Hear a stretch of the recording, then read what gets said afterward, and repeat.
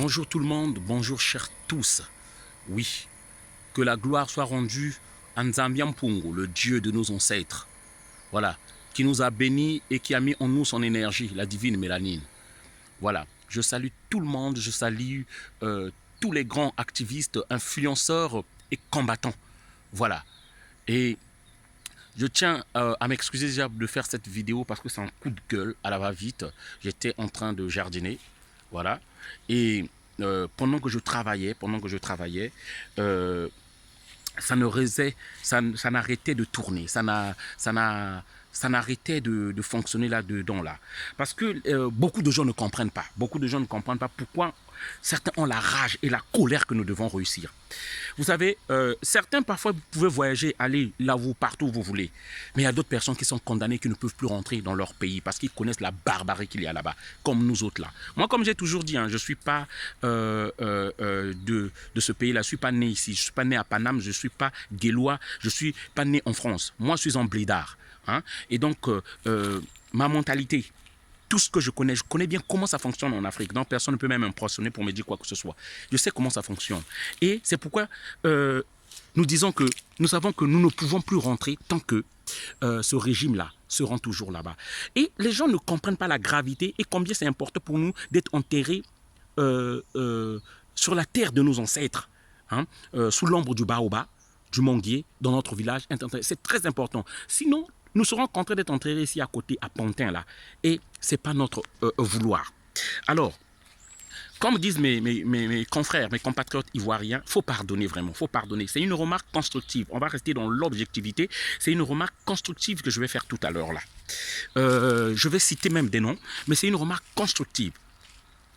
Restons dans l'objectivité, hein, je dis bien.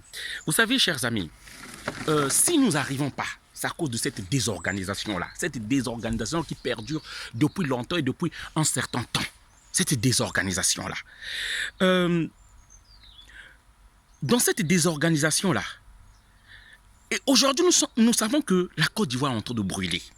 Nous savons que le Mali est en train de brûler. Et d'ailleurs, aujourd'hui, je salue le peuple malien qui se lève, la jeunesse malienne qui est le fer de lance de la nation. Je sais qu'elle sera au rendez-vous. Aujourd'hui, je sais que tous les ancêtres africains sont debout. Voilà. Depuis la région des Grands Lacs, au bord du Nil, jusqu'en Égypte, jusqu'au Soudan, partout, ils sont debout parce que le Mali va trembler. L'impérialisme et ses marionnettes aujourd'hui vont fuir. Le rendez-vous aujourd'hui, le 11 août 2020. Tout le Mali sera debout, le Mali tremblera et l'impérialisme et ses valets vont fuir. Aujourd'hui même, c'est un grand jour. Le peuple ivoirien est debout aujourd'hui. Mais nous, de la diaspora, que faisons-nous depuis que ces crises-là ont commencé?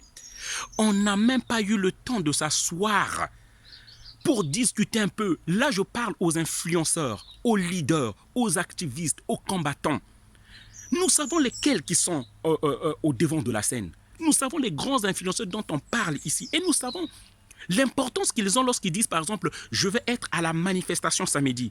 Vous savez, même moi, lorsque je dis que je serai à la manifestation de Bruxelles, 2 ou 3 personnes qui veulent juste parfois voir Donald, l'homme du métro impérator, vont venir.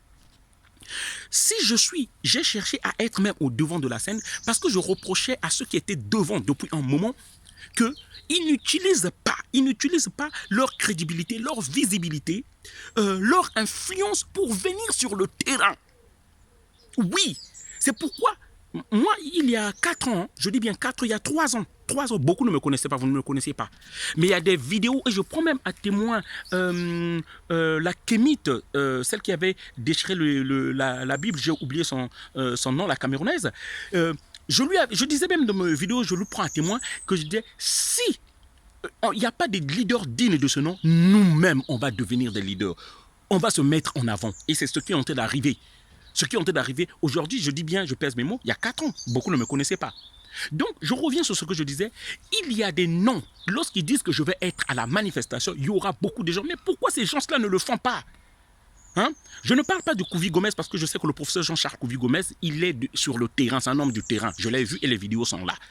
Voilà, mais à chaque fois lorsque vous êtes dans les manifestations, professeur, avec tout le respect, vous savez qu'il y a 2 ou 3 personnes qui vont venir. Kémy Séba, Kémy Séba, lorsque tu dis que tu vas être à la manifestation, tu sais qu'il y aura beaucoup de gens qui vont venir. Excusez-moi de dire, j'ai dit au départ, c'est une remarque constructive. Mais je suis quand même parfois déconcerté de voir nous autres influenceurs, la LDNA, lorsqu'elle dit que je vais être sur le terrain, il y aura 2 ou 3 personnes qui vont se déplacer, qui vont venir. Mais moi, je pense que nous devons utiliser ça pour être sur le terrain. Les Mwazoulou, lorsque Mwazoulou dit que je vais être sur le terrain pour tel événement, les gens vont venir. Donc c'est pourquoi je disais, depuis que la crise ivoirienne s'est déclenchée, depuis que la crise malienne s'est déclenchée, on ne s'est même pas concerté avec l'honorable, le professeur Jean-Charles Kouvi-Goumel, le grand frère, je vous appelle, de nous appeler, de nous réunir.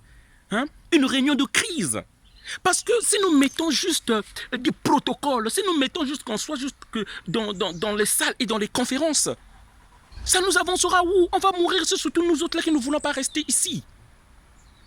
J'appelle à tous mes frères, je dis bien, notre union ne demande pas un investissement financier. C'est toujours le message que j'ai toujours prôné partout et demandé. Hein? Moi, je suis prêt, je dis bien, je suis prêt à me mettre derrière ceux que, genre, je cite le nom là, ou quand ça saigne, pour que les choses avancent. Parce que ce qui m'intéresse, moi, que les choses avancent. Les conneries de l'Italie, on est des influenceurs, on est des activistes. Nous savons que si on dit que je viens sur Paris, conneries, il y aura des gens qui seront derrière, qui viendront. Donc, comme je disais, ce message-là, c'est avec objectivité. C'est une remarque hein, constructive que je suis en train de faire. Vraiment, il est temps de ne plus perdre le temps. Il est temps de ne plus perdre le temps. Unissons-nous. Il y a des crises au Mali, il y a des crises en Côte d'Ivoire. Et le destin de l'Afrique est en train de se jouer actuellement. S'il vous plaît, les frères. Unissons-nous. Notre unité ne demande pas un investissement financier, ce n'est qu'une volonté nous disant on va se retrouver tel jour. Et je demande une fois de plus encore au professeur Jean-Charles Kouvi-Gomez de prendre cette initiative. Hein? Si nous sommes là vraiment pour l'Afrique, si nous sommes là pas pour qu'on nous voie que l'autre est plus connu, que l'autre est plus connu, moi, je pense qu'il est temps qu'on s'unisse. Excusez-moi, ce n'est pas dans le but de manquer, ceux qui me connaissent, ils savent, ce n'est pas dans le but de manquer de respect à qui que ce soit. Et au nom que je viens de citer là, hein, et j'oublie pas Rismo, l'Afrique est en train de saigner. Vous savez, il y a beaucoup de gens qui ont des moyens. Il y a beaucoup de gens qui ont une vie tranquille. Ils voudront rester chez eux, vivre, profiter de leurs enfants, tranquillement. Aller en vacances tranquillement. Mais lorsqu'on parle d'un tout mois, ce que je viens de citer là, parce que je vois des Ntoumwa en eux. Je vois l'esprit Ntoumwa en eux. Le Ntoumwa, c'est qui?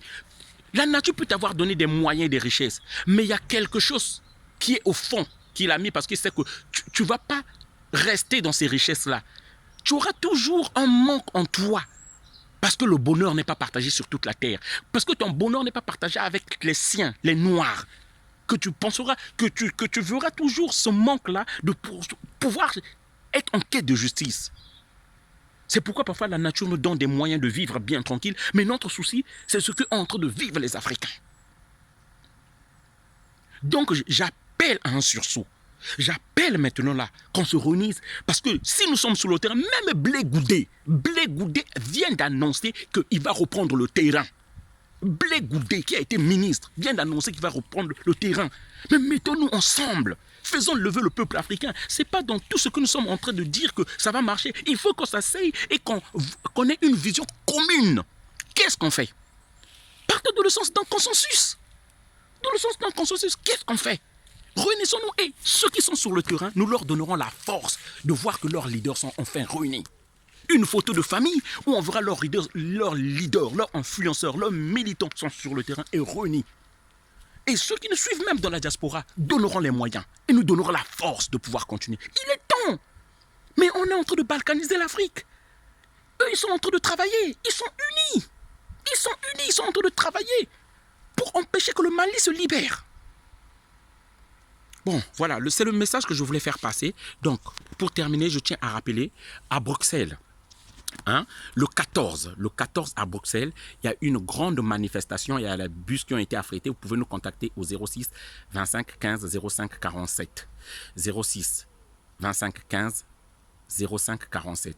À l'étranger, 0033 6 25 15 05 47. À l'étranger, 0033 6 25 15 05 47.